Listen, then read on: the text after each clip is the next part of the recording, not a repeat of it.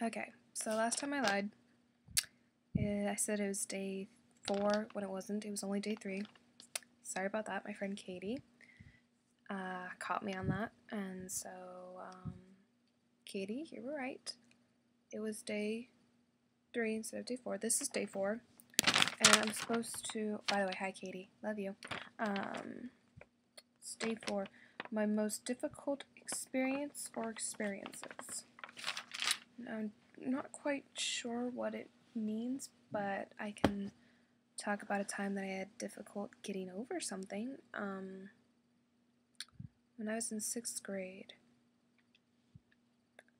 Let's see, 6th grade. That was like the summer going into 6th grade. So it was like the summer of 2006, I believe. 2006. Okay. So I went up to visit my grandmother in her small town in North Dakota, and it's a small town, and it was a celebration for like the 150th year that the town was established, and it was like my dad's graduation year or something. It was like some big celebration, and there was a parade through the town, and there was old antique cars, and there were people throwing candy, which I quite liked. There was horses, and I used to be absolutely obsessed with horses because my friend Josie, who used to live next door to me, she moved to a smaller part of Kansas City that was more rural back then. I don't think there really is much of a rural, I don't know, anyways.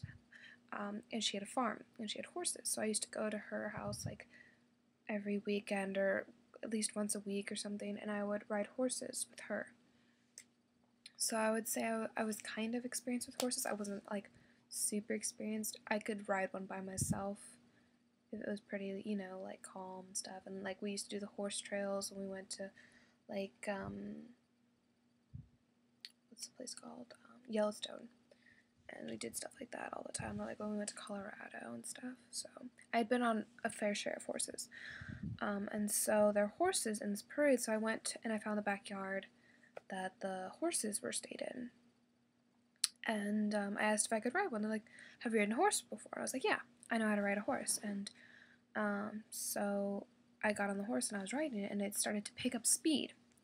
And so, I pulled on the reins to, tell it to slow down. Well, then it kept going, and it got faster. And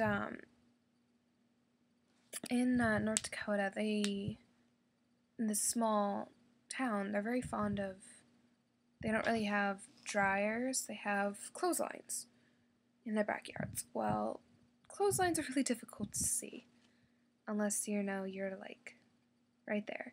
So I was riding this horse in a backyard. I'm sure you guys can know what's gonna happen.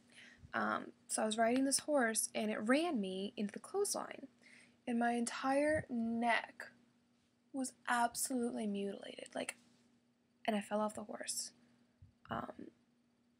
I was really lucky that I didn't get decapitated because it dug pretty far in, damaged some of my vocal cords, but to this day my neck is still really sensitive. But like for that entire summer and a good part of the first year, my neck from here to here was just red because it was a rash.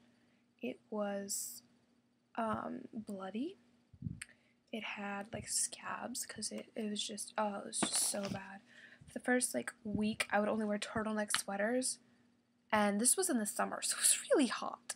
But I was so afraid that my parents were gonna be so mad at me because I did it without them there. I went with one of my friends that was in town. I think I told them that I was gonna go ride the horses, and they're like, oh, okay, that's fine. And I just remember showing my mom and her just being freaked out. But that was the last experience I had.